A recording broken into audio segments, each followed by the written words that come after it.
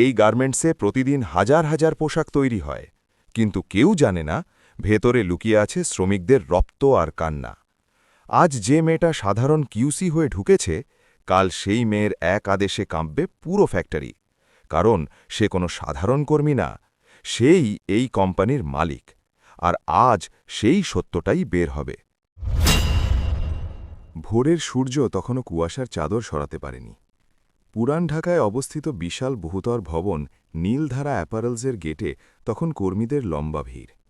Garments শিল্পে এই নামটা পরিচিত, চমৎকার রপ্তানি অর্ডার আর সময়মতো শিপমেন্টের জন্য। কিন্তু ভেতরে এই দ্রুত গতির সাফল্যের নিচে চাপা পড়ে আছে বহু শ্রমিকের নীরব কান্না।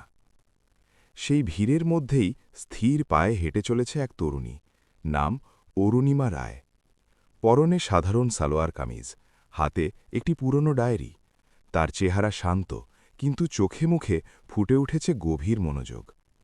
আজ অরুণিমার এই ফ্যাক্টরিতে প্রথম দিন। সে এসেছে সহকারী কোয়ালিটি কন্ট্রোলার কিউসি হিসাবে। তবে তার আসল পরিচয় ভিন্ন। অরুণিমা হল এই নীলধারা অ্যাপারেলসের প্রয়াত মালিক আর.এস. রায়ের দত্তক কন্যা এবং একমাত্র ওয়ারিশ। অরুণিমার বাবা ১ বছর আগে একটি রহস্যজনক সড়ক দুর্ঘটনায় মারা যান। বাবার মৃত্যুর পর ফ্যাক্টরির ম্যানেজমেন্ট সম্পূর্ণভাবে চলে যায় জিএম সাইফুল ইসলাম এবং তার ডান হাত প্রোডাকশন ম্যানেজার মুরাদ হোসেনের হাতে। কোম্পানির লাভ দিন দিন বাড়ছিল, অথচ শ্রমিকদের জীবনমান এবং ফ্যাক্টরির নিরাপত্তা ব্যবস্থার অবনতি হচ্ছিল দ্রুত। গত মাসে একটি বিদেশি অডিট রিপোর্টে কিছু বড় ধরনের অনিয়মের ইঙ্গিত আসে।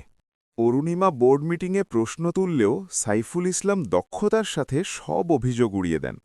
তাই অরুণিমা সিদ্ধান্ত নেয় ছদ্মবেশে ভেতরে ঢুকে সব তথ্য প্রমাণসহ সংগ্রহ করে বাবার মৃত্যুর রহস্য এবং ফ্যাক্টরির দুর্নীতি দুটোই উন্মোচন করবে। গেট পার হতেই অরুণিমাকে অভ্যর্থনা জানালো হাজারো সেলাই মেশিনের কর্কশ শব্দ, কাঁচামালের ধুলো আর তীব্র ঘাম আর রাসায়নিকের গন্ধ। তাকে পাঠানো হলো সুইং ফ্লোরের ৫ম তলায়, যেখানে সবচেয়ে বেশি কাজ হয়। সেকশন ইনচার্জ মুরাদ হোসেন, যার নাম শ্রমিকরা ফিস ফিস করে কসাই বলে ডাকে, অরুণিমাকে আপাদ মস্তক মেপে নিল। নাম কি অরুণিমা? কোত্থেকে আসছ? অরুণিমা শান্ত গলায় উত্তর দিল, স্যার, আমি ছোট একটি লোকাল ফ্যাক্টরিতে কাজ করতাম। মুরাদ ঠোঁট মাকাল, সেখানে তো ছাঁট মালের কোয়ালিটি চেক করতে, এখানে কাজ ঝড়ের গতিতে, একটানা দাঁড়িয়ে থাকতে হবে। এই লাইনে যাও, কোয়ালিটি ডিফেক্ট ধরবে, কিন্তু ১ সেকেন্ড সময় নষ্ট করলে খবর আছে। আমার ফ্লোরে কোনো ফাঁকি চলে না। অরুণিমা মাথা নুইয়ে নির্ধারিত লাইনের দিকে গেল। লাইনে দাঁড়িয়ে থাকা প্রায় সবাই নারী শ্রমিক, তাদের মুখে ক্লান্তি আর চোখে এক গভীর হতাশা। অরুণিমার পাশে দাঁড়িয়ে থাকা একজন বয়স্ক নারী আমিনা খালা ফিসফিস করে বললেন, নতুন মা, আল্লাহর নাম নাও, এখানে দাঁড়ানোর সুযোগও নেই, বসার তো প্রশ্নই আসে না। অরুণিমা কাজ করতে শুরু করল, কিন্তু কাজ করতে গিয়ে সে লক্ষ্য করল সেলাইয়ে ছোটখাটো ভুল বা ডিফেক্ট দেখা দিলেও সুপারভাইজাররা সেগুলোকে দ্রুত পাশ করিয়ে দিচ্ছে। দুপুরের খাবারের বিরতি, ক্যান্টিনে ঠাসা ভিড়। অরুণিমা আমিনা খালা আর একজন তরুণী রিনার পাশে বসল। রিনা কাঁপা হাতে তার শুকনো রুটি খাচ্ছিল। খালা, এবারও ওভারটাইমের পুরো টাকা দেয়নি, এই মাসে মায়ের চিকিৎসা করাবো ভেবেছিলাম। আমিনা খালা দীর্ঘশ্বাস ফেললেন, ওরা দেবে না মা, গত ৩ মাস ধরে একই নাটক, কাগজে লেখে অতিরিক্ত ৫০ ঘণ্টা, দেয় মাত্র ২০ ঘণ্টার টাকা। প্রতিবাদ করলে জিএম স্যার বলেন কম্পিউটারের ভুল। অরুণিমা প্রশ্ন করল, কিন্তু আপনারা এত ঝুঁকি নিয়ে কেন কাজ করেন? সেফটি নিয়ে এত অবহেলা কেন? আমিনা খালা চারপাশ দেখে আরও গলা নামালেন। মাসখানেক আগে একটা সেলাই মেশিন শর্ট সার্কিট হয়েছিল, আগুন লাগার উপক্রম, ফায়ার এক্সিট গেটগুলো সব তালা দেওয়া ছিল। কেউ প্রতিবাদ করলে পরের দিনই কাজ হারায়। অরুণিমা তার হাতে থাকা ডায়েরিতে দ্রুত সব টুকে নিল, ওভারটাইম চুরি, ফায়ার এক্সিট গেটের তালা এবং নিরাপত্তার সরঞ্জাম, মাস্ক, গ্লাভস না দেওয়ার প্রমাণ। দ্বিতীয় দিন অরুণিমা বুঝতে পারল শুধু টাকাই নয়, কর্মীদের জীবন নিয়েও খেলা হচ্ছে। প্রোডাকশন টার্গেট বাড়ানোর কারণে সবাই অসম্ভব গতিতে কাজ করছে। অরুণিমা কোয়ালিটি চেক করতে গিয়ে দেখল কাপড় কাটার মেশিনের কাটিং টেবিলের পুরনো ব্লেডগুলোতে মরিচা ধরেছে এবং কাটিং ফ্লোরের ফ্যানগুলো চলছে না। হঠাৎ সেলাই মেশিনের লাইনে একটা তীব্র চিৎকার শোনা গেল। রিনা যে দ্রুত কাজ করছিল তার অসাবধানতার কারণে একটি মেশিনে তার আঙুল মারাত্মকভাবে কেটে গেছে। রক্তে ভেসে যাচ্ছে টেবিল। মুরাদ হোসেন দৌড়ে এলো, কিন্তু তার চোখে কোনো উদ্বেগ নেই, আছে কেবল বিরক্তি। এই মেয়ে, মেশিন থামালি কেন? যা, নিচে গিয়ে ব্যান্ডেজ করে আবার কাজে আয়। রিনার যন্ত্রণাকাতর মুখ দেখে অরুণিমা আর স্থির থাকতে পারল না। সে দ্রুত রিনাকে ধরে তুলল। স্যার, রিনার আঙুল গুরুতর কেটেছে, ফার্স্ট এড নয়, ওকে দ্রুত হাসপাতালে নেওয়া দরকার। মুরাদ অগ্নিশর্মা হয়ে উঠল। তুই আবার কথা বলছিস? তুই কি এই ফ্যাক্টরির ডাক্তার? তোকে কে পাঠিয়েছে এখানে? বেশি কোয়ালিটি চেক করলে আজই তোর চাকরি শেষ। এই গার্মেন্টসটা কোনো দাতব্য সংস্থা না।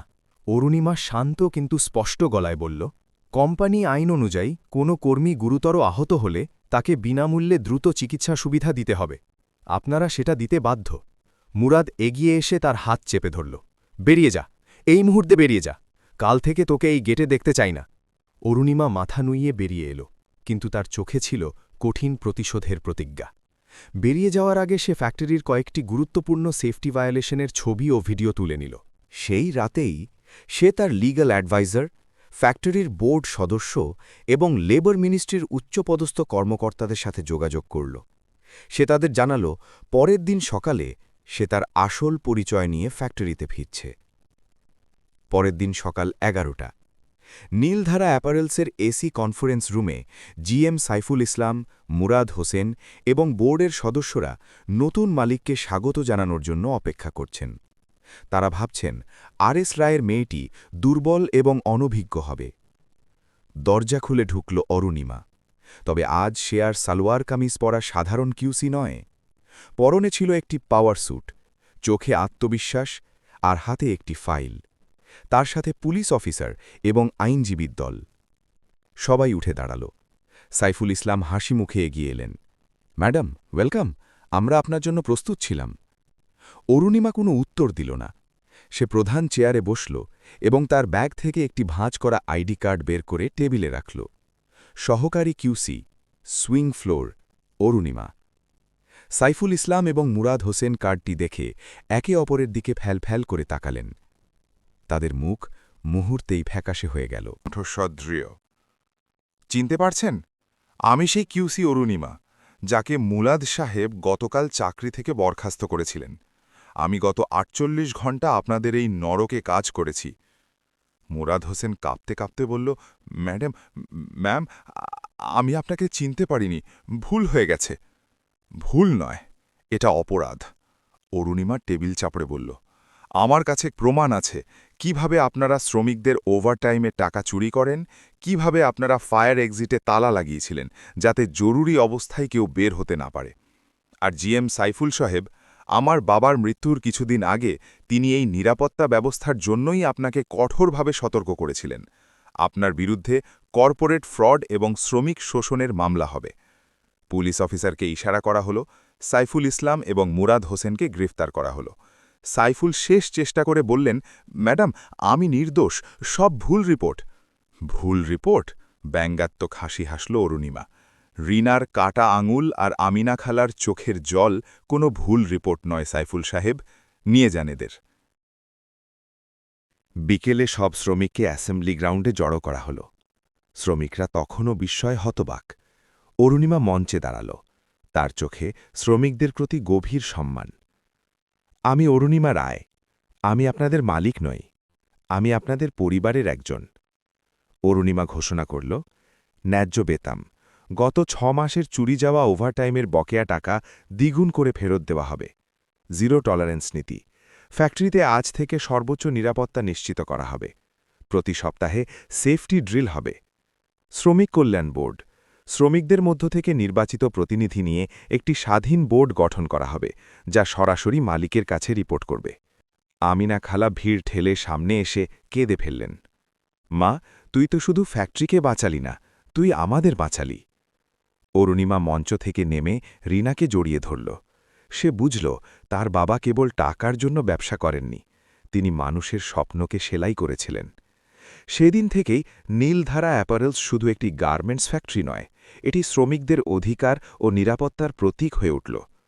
অরুণিমা প্রমাণ করল, একজন সত্যিকারের নেতা ক্ষমতার আসনেই নয়, শ্রমিকের পাশে দাঁড়ানোর সাহসের মধ্যেই থাকেন।